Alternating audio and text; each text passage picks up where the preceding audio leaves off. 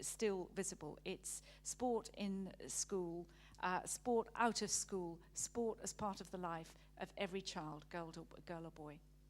Very good. Now we're going to take the last question right up here in the center, and then this continues on over drinks and canapes as we adjourn here as well.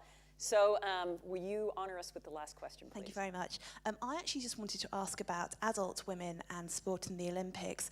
I was very interested to hear what Tessa had to say about the options available for sort of physical activities at school these days, because my main memory of PE at school was being very cold, wet and miserable on a muddy hockey field and trying to avoid the ball because of my lack of sporting prowess. And I think a lot of women of sort of my age and older sort of have those sorts of memories of sport at school and are therefore often put off sport or physical activity more generally in their adult life.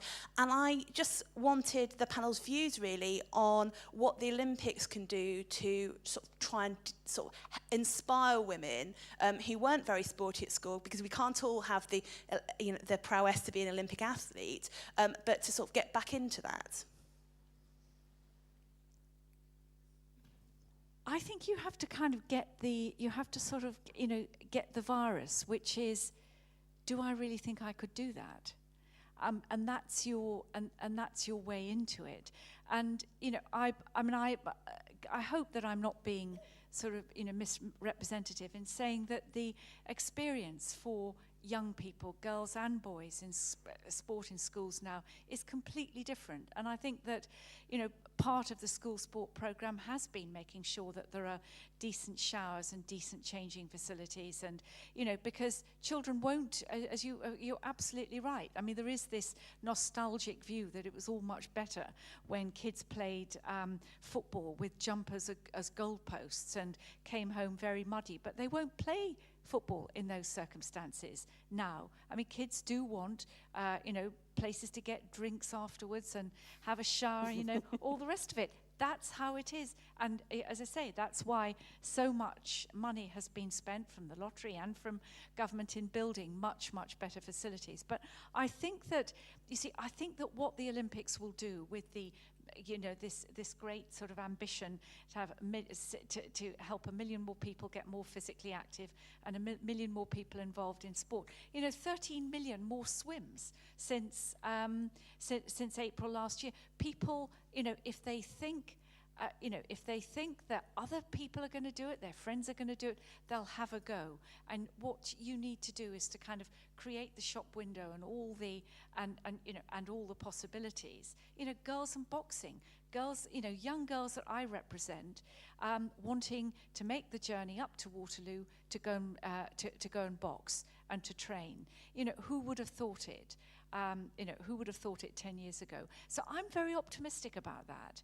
And, we're all seared by our own memories, I suspect, of sport in school. But it is different now. And I think that the power of the Olympics will shape a completely different experience over the next 3 or 4 years.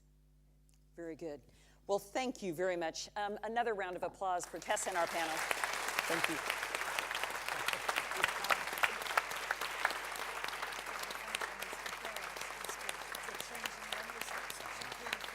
Elena, back to you.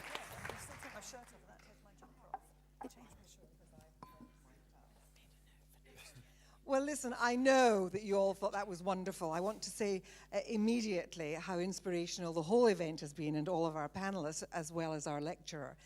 I want to start by saying that the virus can be caught by all of us. When I was asked to become the president of Women of the Year, and I heard Joan Armatrading saying that Jill Carrick, the chair, had persuaded her to do the New York Marathon, one of the first things I said was, please do not expect me to do any marathon. However, there's an insidious thing about Jill Carrick.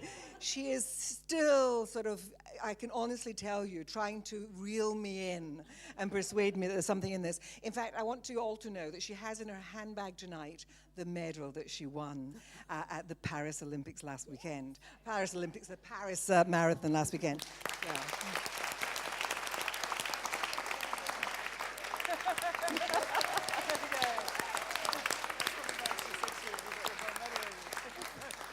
And so know, all I can say to you is, if you have any minute in her company at the rest of this evening, she will persuade you that there are things that you can do to catch the fever.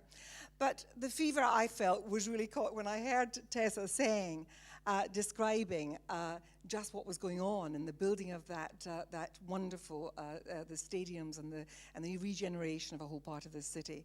Excited when I heard about those children and the things that they imagine themselves doing, even just as an aspiration. It's so wonderful. And I loved hearing Tony describing how that when that lamp is lit and it starts coming around this country, I think that will be a moment when people will really catch the fever in a really big way. But tonight, the fever started, I think, and I want to say, first of all, to our panelists, thank you, each and every one of you. It was really great hearing from you. Can I say thank you all of you for coming and taking part in this and being part of the great organization of Women of the Year. But a very special thank you to our guest lecturer, to Tessa, who belongs to us all. Tessa, please.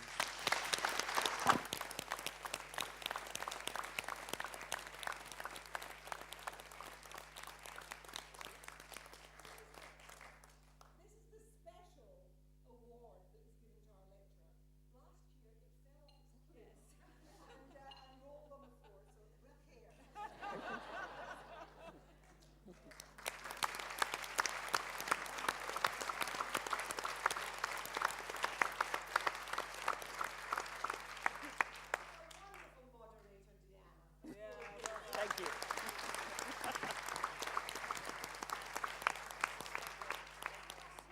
Yes, very good.